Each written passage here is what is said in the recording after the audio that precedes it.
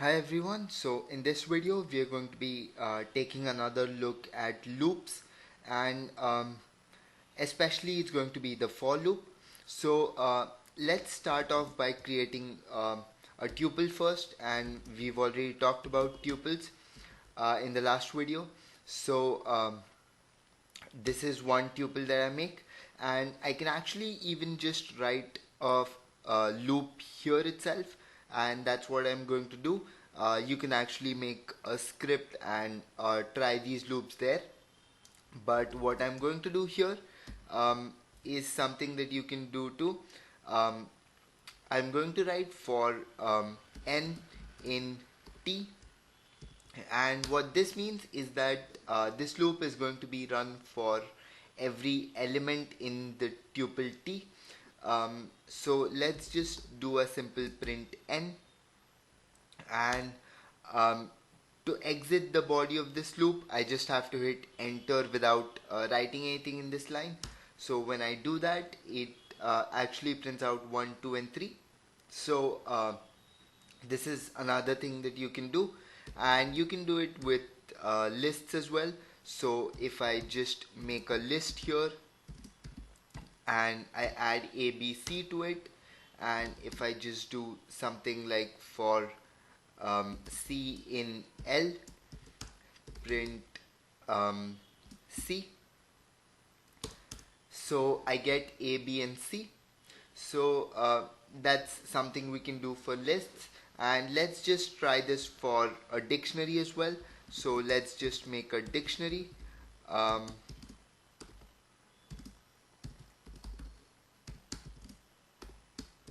Alright, and now if we do for let's say I in D, um, print I, let's see what happens. And here it actually prints Jan and Feb, which are the keys here and not the values. So if I wanted to print these values, I can just do something like for I in D, print D of I, um, and if I hit enter, it gives me 1 and 2, which are the values here.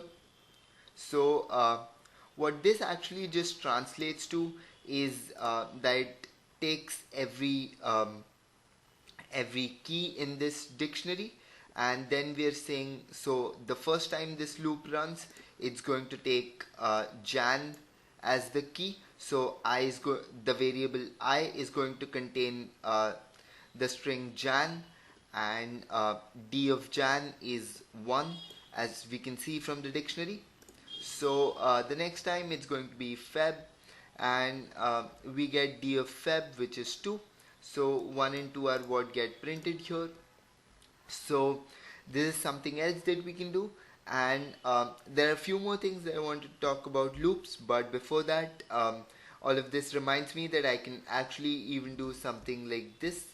um, if I say for 4 in T, remember T is our tuple that we made here. If I do this now, um, let's just say I print yes, and let's just hit enter, and as you can see we got no output here. But if I actually just change this to 3, and if I hit enter here, I get a yes. So I can just check if a tuple or a list contains this element by doing if that element in tuple or list. So that's another thing that I wanted to point out.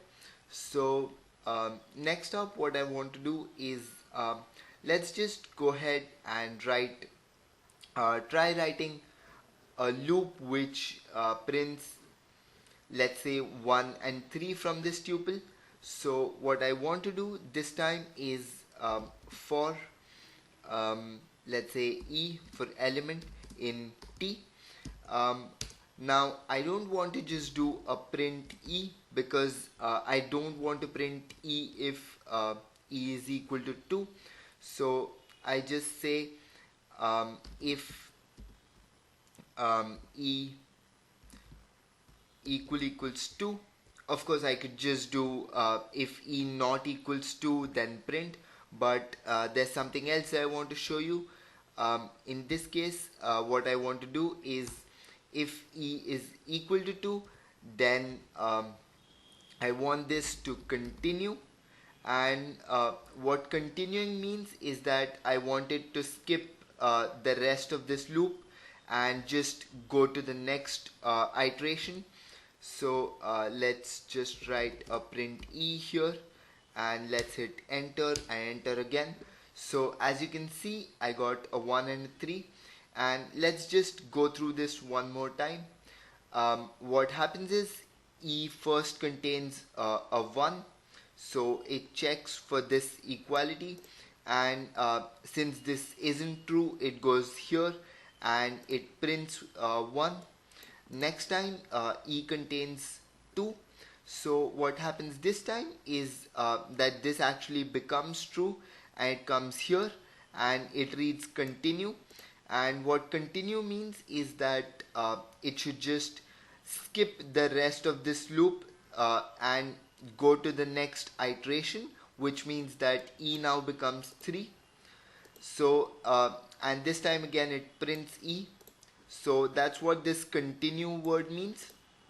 And the next thing that I want to show is something again similar to this, but this time what I want to do is let's just create a slightly larger tuple. Actually, let's just use range. So what I want to do here is just write for e in range, let's say 1 to 10. And as soon as I hit, let's say 5, I want to stop this loop altogether.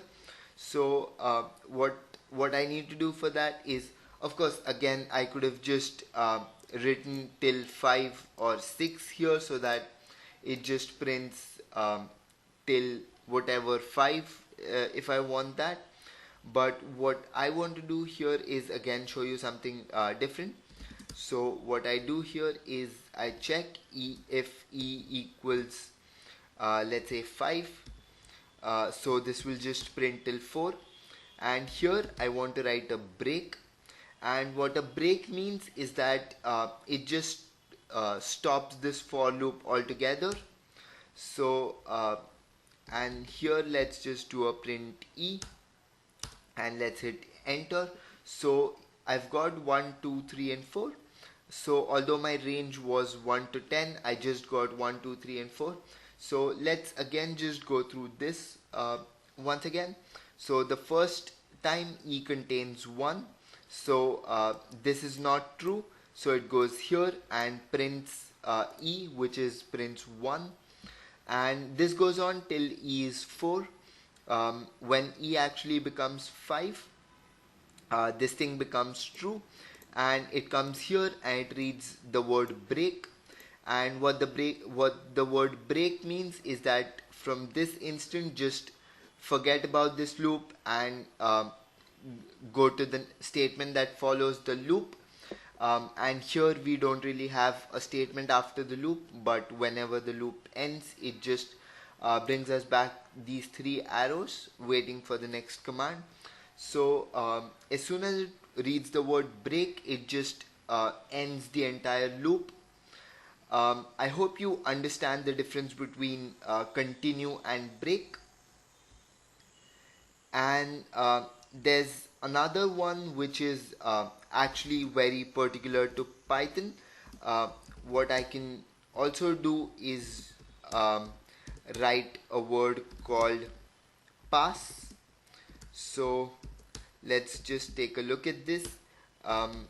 Let's just print e, and let's just hit enter, and it just prints the whole thing from 1 to 9. So this pass actually, it just does nothing. You might ask why it's used in the first place at all. So the reason for that is because, let me just open a new file and I'll show you why. So let's say I want to define a function here, and I don't really want to implement this right now. Let's say I don't know how to implement it, or for whatever reason I just don't want to implement this right now. I'll just write a pass here because let's just actually just try this.